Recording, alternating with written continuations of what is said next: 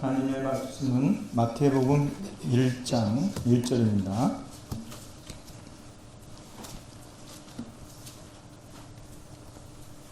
마태복음 1장 1절에서 16절까지. 마태복음 1장 1절에서 16절까지를 저와 여러분이 한 절씩 교독하겠습니다. 아브라함과 다윗의 자손 예수 그리스도의 계보라. 아브라함이 이삭을 낳았고 이삭은 야곱을 낳았고 야곱은 유다와 그의 형제를 낳고 유다는 다말에게서 베레스와 세라를 낳고 베레스는 헤스론을 낳고 헤스론은 람을 낳고 람은 아미나답을 낳고 아미나답은 나손을 낳고 나손은 살몬을 낳고 살몬은 라합에게서 보아스를 낳고 보아스는 룻에게서 오벳을 낳고 오벳은 이새를 낳고 이새는 다윗을 낳고 다윗은 우리아에게서 솔로몬을 낳고 솔로몬은 르호보암을 낳고 르호보암은 아비야를 낳고 아비야는 아사를 낳고 아사는 여호사밧을 낳고 여호사밧은 요람을 낳고 요람은 우시야를 낳고 우시야는 요담을 낳고 요담은 아하스를 낳고 아하스는 히스기야를 낳고 히스기야는 므낫세를 낳고 므낫세는 아몬을 낳고 아몬은 요시야를 낳고 바벨론으로 사로잡혀 갈 때에 요시야는 여고냐와 그의 형제들을 낳으니라. 바벨론으로 사로잡혀간 뒤에 여고냐는 스알리아를 낳고 스알리아는 스룹바벨을 낳고 수룹바벨은 아비웃을 낳고 아비웃은 엘리야김을 낳고 엘리야김은 아소르를 낳고 아솔은 사도를 낳고 사도는 아기를 낳고 아기는 엘리웃을 낳고 엘리웃은 엘르아사를 낳고 엘르아사는 mat단을 낳고 mat단은 야곱을 낳고 야곱은 마리아의 남편 요셉을 낳았으니 마리아에게서 그리스도라 하시는 예수가 나시니라. 아멘. 주님이 나를 먼저 사랑하셨고 그 사랑은 그 어떤 것으로도 갚을 수 없는 죽음보다 더 큰 사랑을 우리가 받았습니다. 오늘 다시 한번 그 사랑을 마음에 간직하시고 또 여러분이 가시는 모든 곳에서 그 사랑을 나눌 수 있기를 주님의 이름으로 축복합니다. 오늘 아침에는 예수님의 계보가 주는 교훈, 이런 제목 가지고 한번 말씀 나눠보려고 합니다. 옛날에는 족보라고 불렀습니다만 같은 말입니다. 사전을 보니까 족보나 계보나 다 같은 뜻이더라고요. 근데 지금은 어쨌든 계보라고 하는 표현을 쓰니까 계보라고 하는 말로 그렇게 사용하겠습니다. 오래전에 이 붕어빵 먹고 싶어가지고 지나가다가 붕어빵을 5,000원어치 샀습니다. 1,000원에 2개더라고요. 지금은 아마 뭐 2,000원에 3개인가 그런 것 같은데 그때만 해도 좀 가격이 싸서 간식으로 아주 뭐 굉장히 좋은 빵이었죠. 근데 나중에 집에 와서 먹을 때 보니까 1개가 더 들어있더라고요. 11개가 들어있어요. 그 파시는 아주머니가 아마 실수로 더 준 건 같지는 않고 하나 아마 더 덤으로 준 것 같습니다. 근데 기분 좋게 먹었던 기억이 있습니다. 여러분도 아마 시장에 가셔가지고 이것저것 물건 사실 때 하나라도 더 주면 굉장히 기분 좋죠, 그죠? 또 발품 팔은 또 보람도 있고요, 그렇죠? 오늘 우리가 읽은 이 말씀을 보면은 예수님께서 이 땅에 어떤 계보를 통해서 오셨는가, 그것을 기록한 것입니다. 사실은 나의 족보도 골치 아픈데 남의 족보, 그것도 저 먼 외국인의 족보를 우리가 본다는 것 솔직히 지루하죠. 그래서 성경을 그래도 한번 좀 마음을 좀 잡고 한번 보려고 이제 할 때 보면은 대부분의 사람들이 다 이제 마태복음을 먼저 시작하잖아요. 근데 시작하자마자 그 족보 계보가 나오니까 벌써 이 시작부터 두려운 마음이 생기는 거죠. 그런데 사실은 예수님의 이 계보에는 우리에게 아주 중요한 교훈을 줍니다. 단순하게 그냥 예수님께서 어떤 사람들을 통해서 이 땅에 오셨는가 라고 하는 그런 기록도 됩니다만은 이 안에 덤으로 주는 엄청난 교훈이 있다는 사실이에요. 성경은 판에 박힌 말씀이 아닙니다. 바다와 같이 넓고 깊고 풍성한 교훈들을 우리에게 가르쳐주고 있다는 사실입니다. 그래서 성경을 뭐라고 얘기하냐면 지혜의 보고, 지혜가 가득 담겨있는 창고다 말이에요. 오늘 읽은 예수님의 계보도 그렇습니다. 예수님이 아브라함과 다윗의 자손으로 오신 메시아라고 하는 것 외에도 덤으로 주시는 중요한 교훈이 있다는 겁니다. 그래서 이 시간에는 이 계보가 우리에게 덤으로 가르쳐주고 있는 교훈이 무엇인가를 생각해 봄으로써 은혜를 나누셔야 되려고 합니다. 자, 첫째로 예수님의 이 계보는 예수님이 어떤 분인가를 우리에게 말해주는데 바로 예수님은 역사의 중심이시다 라고 하는 사실을 우리에게 깨닫도록 해주신다는 것입니다. 여기 보면은 대략 한 40여 명의 사람들의 이름이 나옵니다. 그런데 이들은 다 조연인 겁니다. 주인공이 아니에요. 그럼 주인공이 누굴까요? 잘 살펴보면 결국 이 계보의 결론이 16절에 나오죠. 마리아에게서 그리스도라 칭하는 예수가 나시니라. 이게 바로 이 계보의 결론이거든요. 마태는 사실은 이걸 쓰려고 지금 앞에 1절부터 쭉 예수님이 어떤 사람들을 통해서 이 땅에 오셨는가 그 이름을 열거하고 있는 것입니다. 즉 예수님 한 분에게 집중되고 있는 것을 볼 수가 있어요. 자, 이건 뭘 말할까요? 성경의 중심이 예수님이요, 역사의 중심이 예수님이시라고 하는 것을 우리에게 가르쳐주는 대목이죠. 여러분, 구약이라고 하는 게 뭘까요? 구약. 결국 구약은 다른 게 아닙니다. 구약이 39권인데 이 39권에서 말하고자 하는 예언과 약속은 뭐냐? 우리를 구원하실 메시아가 이 땅에 오실 것이다. 그걸 계속해서 얘기하는 겁니다. 시대마다. 왜냐하면 구약 성경이라고 하는 것이요 1500년에 걸쳐 가지고 기록이 된 거예요. 그러니까 시대마다 이 복음을 듣는 사람들이 다를 거 아니에요. 그 사람들에게 바로 우리를 구원할 구원의 왕이 오신다. 메시아가 오신다. 그리스도가 오신다. 그 얘기를 전달하는 것이 바로 구약이거든요. 그러면 신약은 뭡니까? 구약에 있는 예언대로 이 땅에 인간의 몸을 입으시고 오신 예수님, 그리고 다시 오실 예수님에 대한 기록이 바로 신약이라고 하는 것입니다. 그래서 신약에는 7천여 가지 약속이 있는데 다 성취가 되었는데 아직 안 된 게 있다고 그랬죠? 예수님의 재림.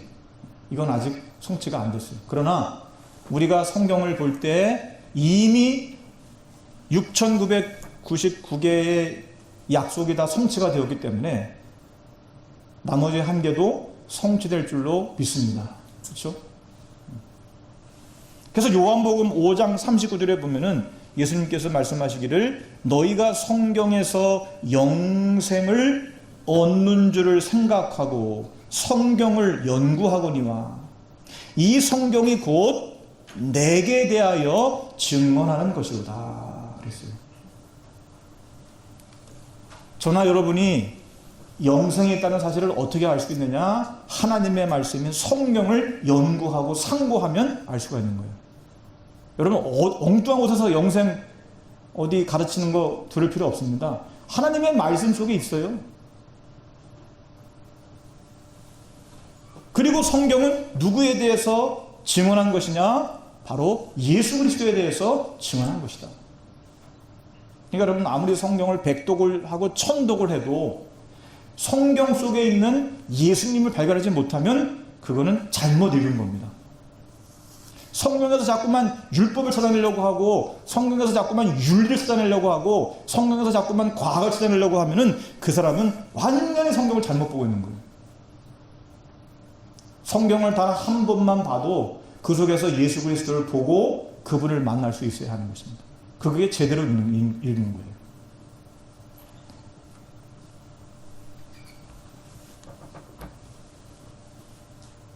오늘날 역사를 기록할 때도요, BC, AD 이렇게 나누죠.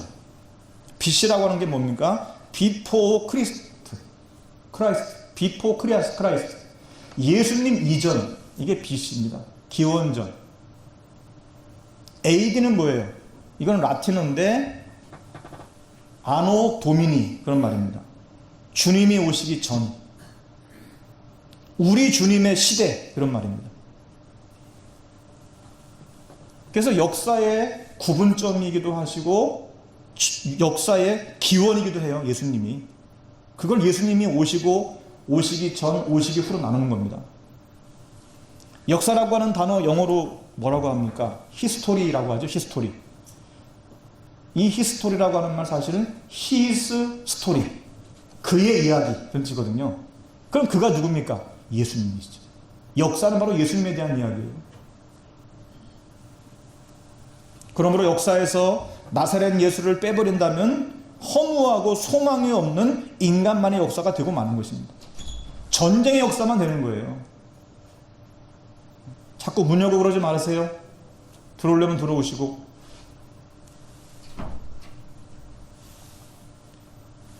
역사에서 예수님을 빼버리면 남는 게 없는 겁니다. 제일 중요한 거를 빼버리면 어떡하냔 말이죠. 그러면 인간의 역사만 남는 거잖아요. 그죠? 인간의 역사는 뭘까요? 전쟁의 역사예요. 계속 전쟁이 일어나잖아요. 그죠? 사람은 죽고. 그래서 우리 기독교가 정말 무엇을 해야 될지. 기독교는 생명을 위해서 있는 거잖아요. 살리기 위해서 있는 거잖아요. 그죠? 무엇보다도 예수님의 복음의 소식이 들어간 곳마다 어디든지 국가나 개인의 생애에 변화와 영향이 나타났음을 역사가 증명해 줍니다. 복음이 전해진 곳마다 정치가 바뀌고 경제가 바뀌고 문화가 바뀌고 군사가 바뀌고 가치관이 바뀌는 걸 볼 수가 있어요. 사실 저와 여러분도 마찬가지입니다. 그죠? 우리가 복음을 받아들이는 순간부터 우리의 인생은 변화가 시작이 된 겁니다.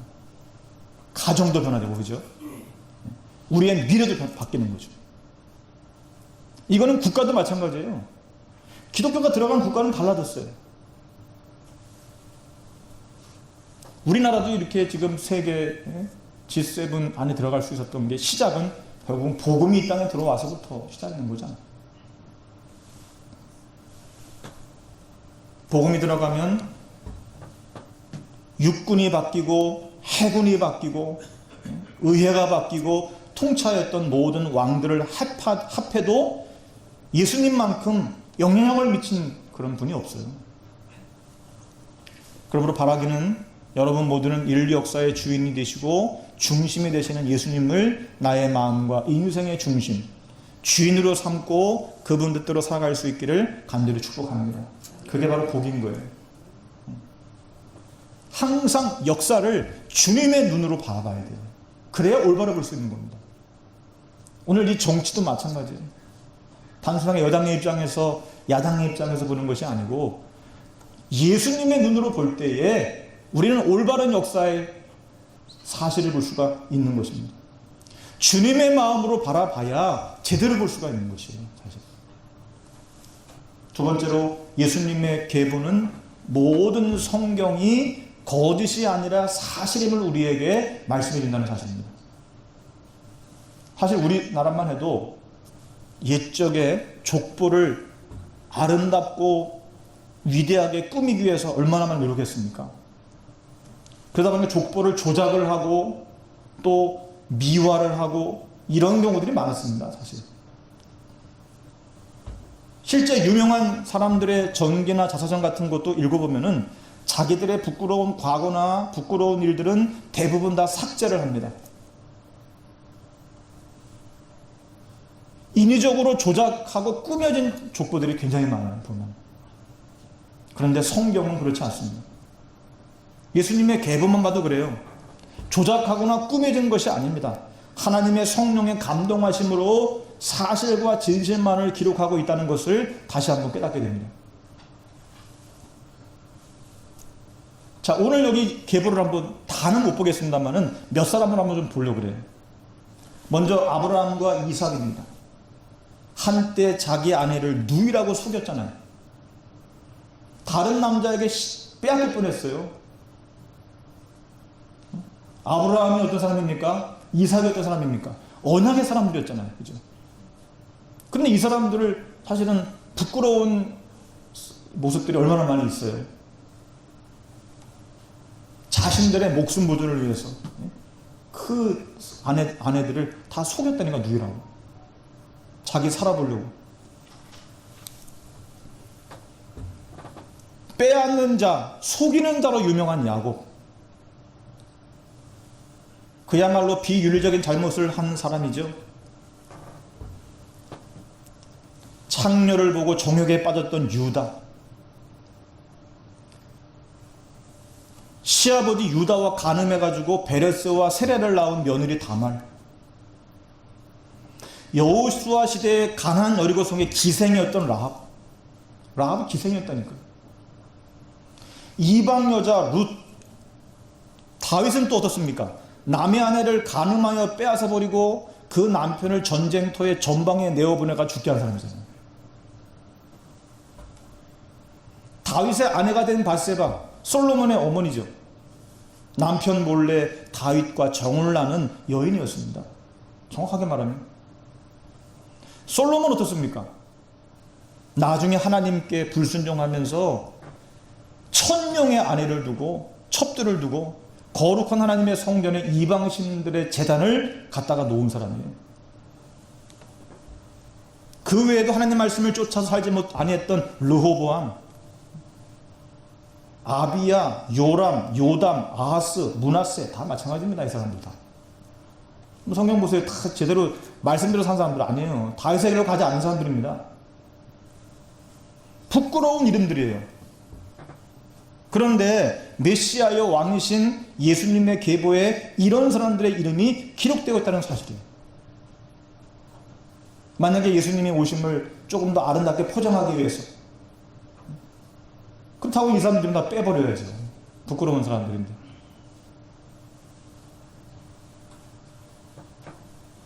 여러분, 마태는 이 계보를 기록하면서 인간적인 생각에서 빼고 싶은 사람들의 이름은 빼고, 과장하고 싶은 사람들은 과장을 하고, 미화시키고 싶은 사람들은 미화시키고 싶었을 텐데도 그는 그렇게 하지 않았습니다. 이 모든 사람들의 이름을 그대로 정확하게 다 기록하고 있다는 사실입니다. 이게 뭘 말할까요? 예수님의 계보가 사실대로 기록되었다는 것을 우리에게 보여주는 것이잖아요. 그래서 이게 성경입니다. 모든 종교의 경전을 보세요. 전부 다 좋은 것만 갖다가 하잖아요. 근데 성경은 그렇지 않아요. 부끄러운 것도 다 기록을 해놓고 있는 걸 볼 수가 있어요. 왜 그랬을까요? 진리라고 하는 것은 반드시 사실에 기초해야 되는 사실입니다. 만약에 거기에 다른 것이 첨부된다면 그건 진리가 아니죠. 거짓은 어느 날 탄로가 나게 되어 있습니다. 우리가 인생을 살면서 그렇잖아요. 거짓은 반드시 탄로가 난다니까요. 그건 못 숨깁니다. 진리는 사실이 전제가 되어야 되는 것입니다. 그래야 진리의 능력이 있는 것이에요. 또 다르게 말한다면 마태가 자기 마음대로 성경을 쓴 것이 아닌 것이에요. 성령의 감동과 감화심을 받아가지고 기록한 것이라는 것을 보여주는 대목이기도 하는 것입니다. 단순하게 자기 생각만 가지고 썼다면 이렇게 안 쓰죠. 한때 유명한 장군이면서 또 저술가이면서도 문학가였던 류 웰리스라고 하는 사람이 있습니다. 이 사람은 자기 친구 인고솔에게 기독교는 한낱 신화요, 거짓이요, 가짜라고 하는 것을 증명하기를 원했어요. 그래서 이 사람이 책을 써가지고 내가 사람들한테 기독교가 가짜라고 하는 것을 밝혀내야 되겠다, 이런 생각을 했어요.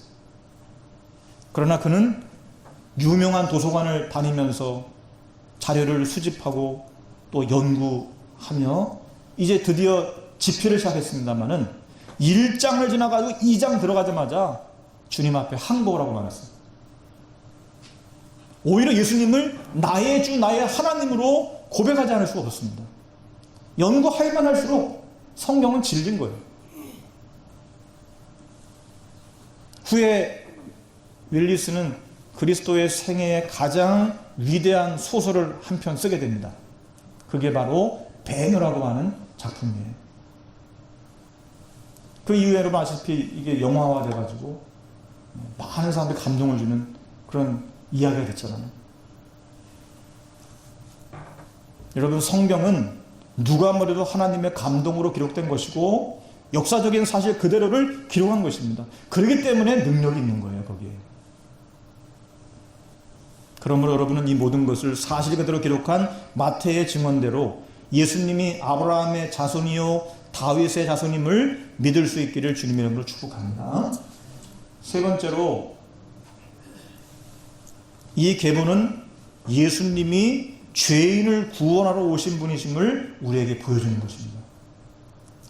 여러분, 우리가 주님을 만나기 위해서 또 죄의 용서함을 받기 위해서 성경의 문을 열고 들어가 이 계보 앞에 섰을 때에 거기에 아주 냉정하고 실수가 없는 사람들, 거룩하고 경건한 사람들, 교육을 많이 받은 사람들, 부자들, 기라성 같은 의인들로만 가득 차 있었다면 우리는 얼마나 기가 죽고 의기소침했겠습니까?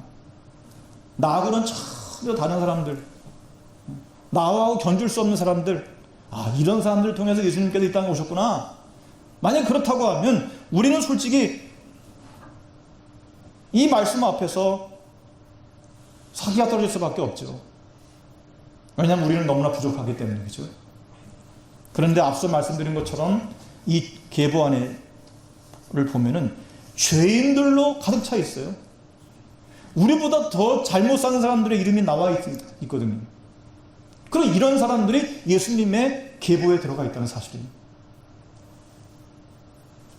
그러기에 우리가 이 계보를 생각하면 생각할수록 예수님은 의인을 구원하러 오신 분이 아니라 죄인을 부르러 오신 분인 것을 확실하게 알 수가 있는 것입니다.